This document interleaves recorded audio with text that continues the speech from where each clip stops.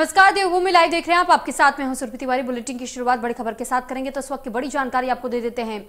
मुख्य सचिव सुखबीर सिंह संधू केंद्रीय प्रतिनियुक्ति पर जाएंगे और उत्तराखंड सरकार ने केंद्र सरकार को एनओसी भी भेज दिया है। उत्तराखंड के मुख्य सचिव केंद्रीय प्रतिनियुक्ति पर जाएंगे। राधा रतूड़ी को मुख्य सचिव बनाने की पूरी तैयारी कर ली गई है और सचिव सुखबीर सिंह संधू केंद्रीय प्रतिनियुक्ति पर जाएंगे। तो बड़ी जानकारी इस वक्त आपको दे रहे हैं उत्तराखंड से जुड़ी हुई। दरअसल उत्तराखंड सरकार ने केंद्र सरकार को एनओसी भी भेज दिया है। मुख्य सचिव केंद्रीय प्रतिनियुक्ति पर जाएंगे और इसको लेकर के एनओसी केंद्र सरकार को भेज दी गई है। तो फिलहाल ये बड़ी खबर आपको बता रहे हैं उत्तराखंड से जुड़ी हुई। उत्तराखंड से जुड़ी ये बड़ी जानकारी इस वक्त आपको बता रहे हैं। सचिव सुखबीर सिंह संधू केंद्रीय प्रतिनियुक्ति पर जाएंगे। तो सचिव सुखबीर सिंह संधू केंद्रीय प्रतिनियुक्ति पर जाने वाले हैं। इसको लेकर के उत्तराखंड सरकार की तरफ से केंद्र सरकार को एनओसी भी भेजा गया है। इस पर अधिक जानकारी के साथ रोहित सोनी हमारे साथ फोन लाइन पर जुड़ चुके हैं। रोहित, आप तो जानकारी चाहेंगे कि जो जानकारी सामने आ रही है फिलहाल कि उत्तराखंड की बीजेपी सरकार की तरफ से एनओसी भी भेज दी गई है और साथ ही साथ ये भी कहा जा रहा है जिस तरीके से सुखबीर सिंह संधू केंद्रीय प्रतिनियुक्ति पर जाएंगे, इसको लेकर और क्या कुछ जानकारी है आपके पास? बिल्कुल, देखिए जो अभी वर्तमान समय में मुख्य सचिव हैं सुखबीर सिंह संधू, जिनको प्रतिनियुक्ति को लेकर के लंबे समय चर्चाएं चल रही थी और इस बावजूद की वह प्रतिनियुक्ति पर ही उत्तराखंड यह चर्चाएं हैं कि वह जल्दी केंद्र में जो उनकी वापसी हो सकती है और केंद्र सरकार उनको कभी भी बुला सकता है, जिसके चलते जो है तमाम चर्चाएं चल रही हैं। और इसी बीच जो चर्चाएं चल रही हैं मुख्य रूप से यही है कि अगर सुखबीर सिंह संधू जो है अगर मुख्य सचिव पद से जाकर के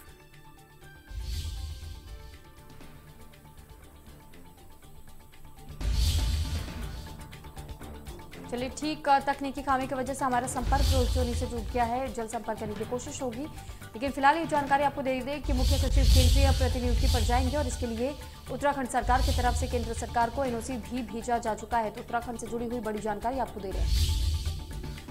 सचिव सुखबीर सिंह संधू केंद्रीय प्रतिनियुक्ति पर जाएंगे और इसको लेकर के एनओसी केंद्र सरकार को भेजा जा चुका है।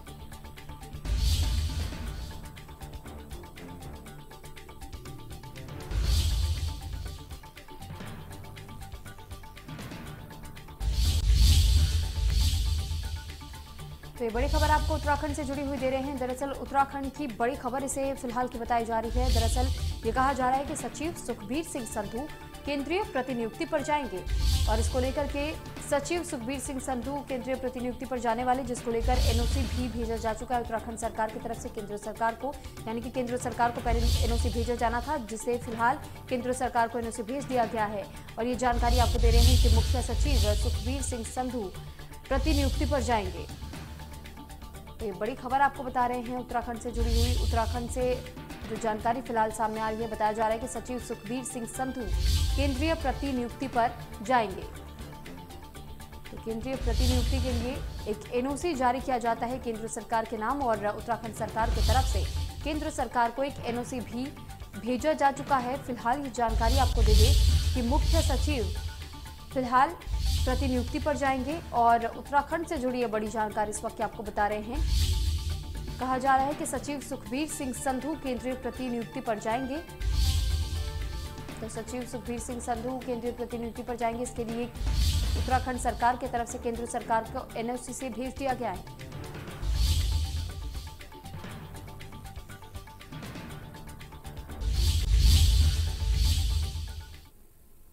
तो वहीं एनडीए द्रौपदी मुर्मू को राष्ट्रपति पद का उम्मीदवार बना चुकी है।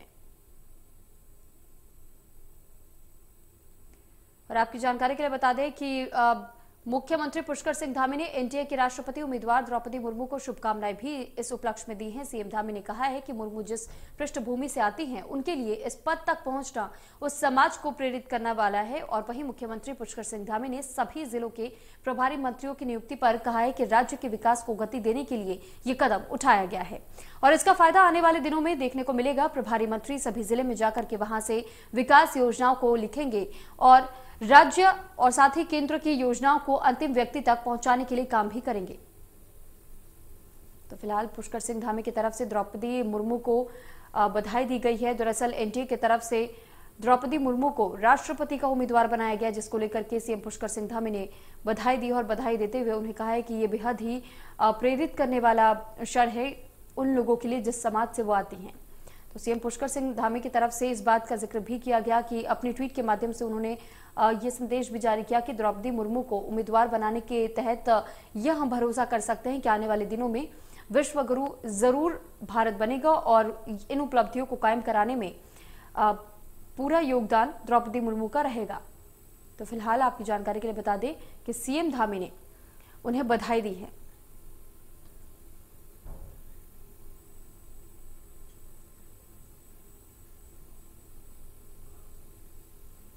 तो मुख्यमंत्री पुष्कर सिंह धामी ने कहा है कि प्रधानमंत्री नरेंद्र मोदी ने पर्वतमाला कार्यक्रम का आगाज कर दिया है और इसका फायदा उत्तराखंड को मिलने जा रहा है और उसी के तहत अब राज्य के अलग अलग डेस्टिनेशंस जिनमें कि केदारनाथ पर रूप भी बनाने की रोपवे योजना सरकार शुरू करने जा रही है और इससे पर्यटन को बढ़ावा मिलेगा, साथ ही पर्यटकों को भी सुविधाएं मिलेंगी। सरकार इसको लेकर के बैठक कर रही है और आने वाले दिनों में तेजी से इस पर काम भी शुरू कर दिया जाएगा। तो फिलहाल पर्वतमाला कार्यक्रम को लेकर के किस तरीके का फायदा श्रद्धालुओं को मिलेगा, इस बात की जानकारी दी गई है। ये कहा गया है कि इससे पर्यटन क्षेत्र को सबसे ज्यादा बढ़ावा मिलेगा और पर्यटकों को भी कई सुविधाएं इसके साथ ही मिलेंगी। तो इससे पर्यटन को बढ़ावा मिलेगा और पर्यटकों को सुविधाएं मिलेंगी। इसको लेकर के रोपवे भी तैयार किया जा रहा है, क्योंकि रोपवे के माध्यम से श्रद्धालुओं को जहां चढ़ाई करने में मदद मिलेगी तो वहीं पर्यटन क्षेत्र में भी इसका फायदा और इसका असर देखने को मिलेगा। तो आने वाले दिनों में तेजी से इसके लिए काम भी शुरू कर दिया जाएगा।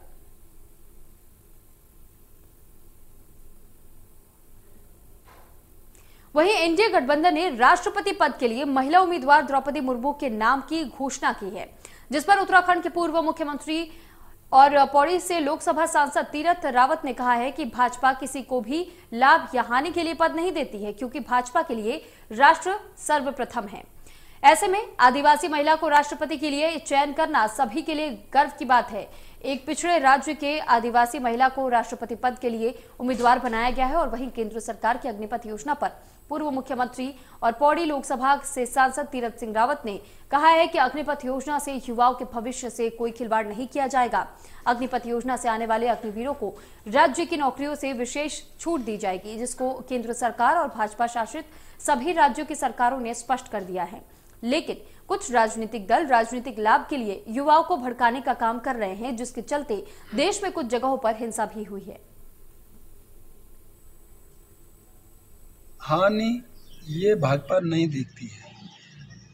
अपना पार्टी अपना सरकार एक ही है कि यह देश ये राष्ट्र हमारा है और वह हमारे लिए प्रथम है और उसका राष्ट्राध्यक्ष राष्ट्रपति एक महिला और वो भी आपका ट्रेवल उससे, तो ये अपने आप में एक बहुत बड़ा महत्व रखता है। अब हानि ये तो अग्निपथ योजना पर देश में मचे हंगामे के बीच भाजपा के राष्ट्रीय महासचिव कैलाश विजयवर्गीय के बयान का विरोध अब शुरू हो चुका है। अल्मोड़ा में आज आक्रोशित युवाओं ने विरोध प्रदर्शन किया और मार्कशीट की प्रतियां जला दी। युवाओं ने कहा है कि सरकार की गलत नीति के चलते आज देश भर के युवा सड़कों पर हैं, लेकिन युवाओं की मांगों को सुनने के बजाय भाजपा के नेता अनाप शनाप बयानबाजी कर रहे हैं और सेना का अपमान कर रहे हैं। युवाओं ने कहा है कि पिछले 2 साल से सेना की लिखित भर्ती नहीं कराई गई है, जिससे कि बेरोजगार युवा अवसाद की ओर जा रहे हैं और इस दौरान लॉ एंड ऑर्डर को देखते हुए भारी संख्या में पुलिस बल की तैनाती भी की गई। भाजपा मंत्री मुर्दाबाद, मुर्दाबाद, मुर्दाबाद, वर्गीय मुर्दाबाद, मुर्दाबाद, मुर्दाबाद। फैल जाओ, जला के फैल जाओ।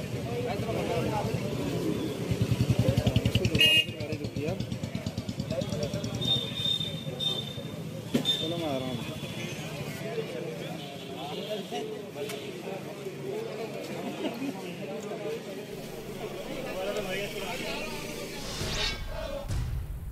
और वहीं बाजपुर कोतवाली पुलिस ने बाइक चोर गिरोह का पकड़ने में सफलता हासिल कर ली और पुलिस ने चोरी की 6 बाइक और अन्य सामान के साथ में 4 आरोपियों को गिरफ्तार किया है। पुलिस ने पकड़े गए सभी आरोपियों के खिलाफ विभिन्न धाराओं में मुकदमा भी दर्ज कर लिया है और साथ ही न्यायालय के समक्ष पेश किया है। बता दें कि बाजपुर कोतवाली पुलिस को मुखबिर की सूचना मिली थी, जिससे कि दोराहा के समीप चोरी की 2 बाइकों के साथ 4 चोर नजर आए थे और इसके बाद ही पुलिस की तरफ से दबिश दी गई। चेकिंग के दौरान 4 युवकों को चोरी की 2 बाइकों के साथ में पकड़ लिया गया। पुलिस को पकड़े गए आरोपियों की निशानदेही पर थाना ITI ने ग्राम देवीपुरा से 4 अन्य चोरी की बाइक, 1 इंजन, 4 साइलेंसर और 1 बाइक की टंकी बरामद की है। पुलिस की पूछताछ में पकड़े गए युवकों ने अपना नाम अंकित गोला, रोहतास, पवन और प्रियांशु बताया है। पुलिस ने पकड़े गए आरोपियों के खिलाफ विभिन्न धाराओं में मुकदमा दर्ज कर उन्हें न्यायालय के समक्ष पेश किया।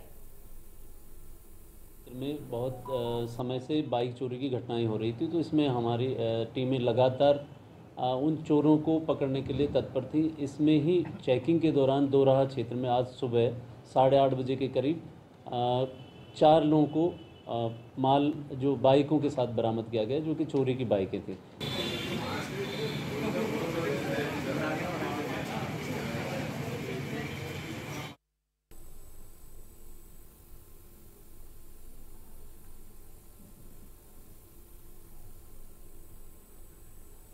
तो बाजपुर से खबर आपको बता रहे, जहां पर 4 चोरों को कई बाइकों के साथ और उनके पार्ट्स के साथ में उन्हें गिरफ्तार किया गया है। दरअसल मुखबिर की सूचना के आधार पर इन सभी 4 चोरों की गिरफ्तारी हुई है और साथ ही 6 बाइक भी पुलिस ने बरामद किए हैं। इनके साथ में बाइक्स के कुछ पार्ट्स भी पुलिस ने बरामद किए हैं।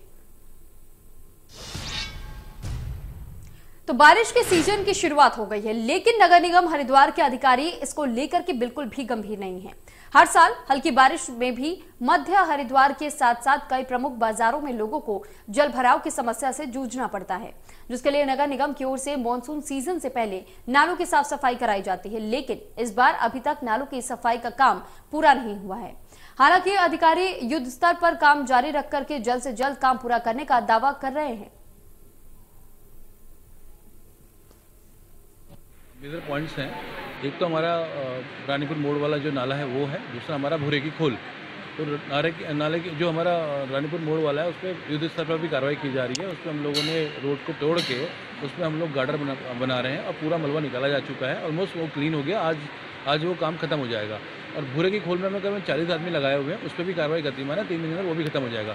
उसके अलावा 80% नाले जो है हमारे नगर निगम क्षेत्र के वो सारे क्लीन कर दिए गए हैं। बाकी पे कार्य युद्ध स्तर पर चल रहा है, जो कि 2-3 दिन अंदर हम लोग समाप्त कर देंगे।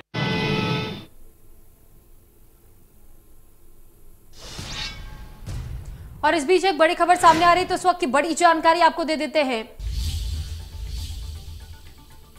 ये बड़ी खबर इस वक्त आपको बता देते हैं देहरादून से, जहां पर IAS अधिकारी रामविलास विजिलेंस के दफ्तर पहुंचे हुए हैं।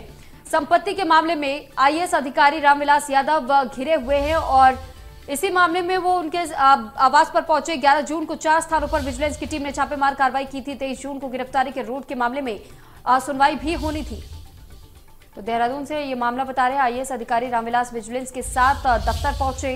दरअसल ये बताया जा रहा है कि जिस तरीके से IAS अधिकारी रामविलास विजिलेंस के दफ्तर पहुंचे और दफ्तर पहुंचने के बाद से कहा जा रहा था कि संपत्ति के मामले में फिलहाल IAS अधिकारी रामविलास यादव घिरे हुए हैं, जिन पर कार्रवाई जारी है। तो 11 जून को 4 स्थानों पर विजिलेंस की टीम ने छापा मारा था। तो 23 जून को गिरफ्तारी को लेकर रोड के मामले में सुनवाई भी होनी है। तो देहरादून से जुड़ी हुई ये बड़ी खबर आपको इस वक्त की बता रहे हैं। दरअसल IAS अधिकारी पर फिलहाल गाज गिरती हुई नजर आ रही है और ये कहा जा रहा है कि घपलेबाजी की गई थी IAS अधिकारी की तरफ से, जिसके बाद अब उन पर शिकंजा कस रहा है, क्योंकि उनकी संपत्ति के मामले को लेकर के कई जगह पर छापेमारी भी की गई थी।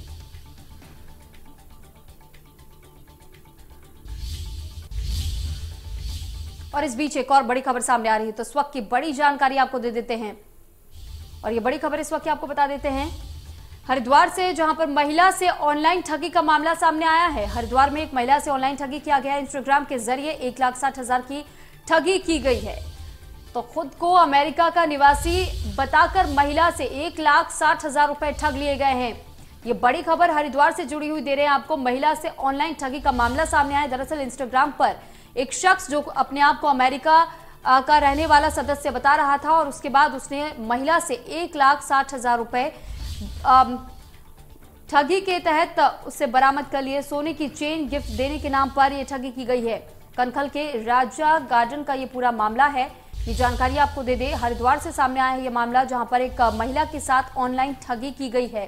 दरअसल इंस्टाग्राम पर 1,60,000 की ठगी करने का मामला सामने आया है। तो बड़ी जानकारी आपको दे रहे। दरअसल इंस्टाग्राम पर जिस शख्स से महिला बातचीत कर रही थी वो शख्स अपने आप को अमेरिका का निवासी बता रहा था। सोने की चेन गिफ्ट देने के नाम पर ठगी की गई है 1,60,000 रुपए की। कनखल के राजा गार्डन का ये पूरा मामला है। तो हरिद्वार के राजा कनखल का ये पूरा मामला है और आपको बता दें कि महिला से ऑनलाइन ठगी की गई है। दरअसल इंस्टाग्राम पर महिला एक शख्स से बातचीत कर रही थी जिसमें कि उस शख्स ने अपने आप को अमेरिका का निवासी बताया था और इंस्टाग्राम पर सोने की चेन गिफ्ट करने का दावा करते हुए शख्स ने महिला से 1,60,000 रुपए ठग लिए। तो फिलहाल ये खबर आपको ऑनलाइन ठगी से जुड़ी हुई बता रहे हैं। दरअसल कनखल के राजा गार्डन का ये पूरा मामला है। हरिद्वार के कनखल के राजा गार्डन का ये पूरा मामला है जहां पर ऑनलाइन ठगी का मामला सामने आया और बताया यह जा रहा है कि महिला एक शख्स से इंस्टाग्राम पर बातचीत कर रही थी कुछ दिनों से, जिसके बाद से उस शख्स ने बताया था कि वो अमेरिका का रहने वाला है और साथ ही उसने इस बात के लिए उसे अपने जाल में फंसा भी लिया था कि वो उसे एक सोने की चेन गिफ्ट करेगा और इसी के तहत 1,60,000 रुपए ठगे गए हैं।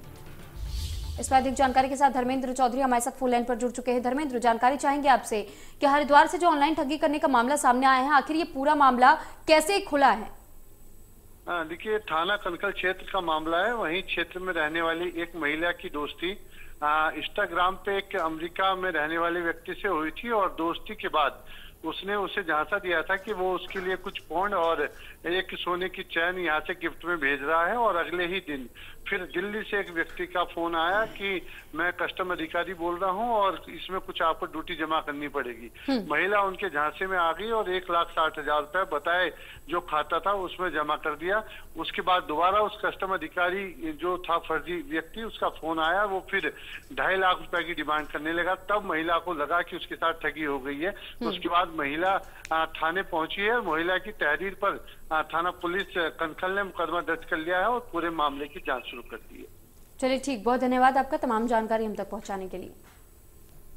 तो फिलहाल जिस तरीके से ऑनलाइन ठगी करने का मामला सामने आया, हालांकि इस मामले में अब पुलिस कार्रवाई कर रही है और देखना यह होगा कि क्या इस शख्स की गिरफ्तारी हो पाती है, इसका पता चल पाता है या नहीं, क्योंकि जिस तरीके से उस शख्स ने अपने आप को अमेरिका का निवासी बताया था और उसके बाद से महिला से चैटिंग के दौरान उसे सोने की चेन गिफ्ट करने की बात की और उसी गिफ्ट के आधार पर उसने महिला से 1,60,000 रुपए ठग लिए। हालांकि मामला पुलिस में दर्ज करा दिया गया है और अब पुलिस इस पूरे मामले पर तफ्तीश कर रही है और पता लगाने की कोशिश कर रही है।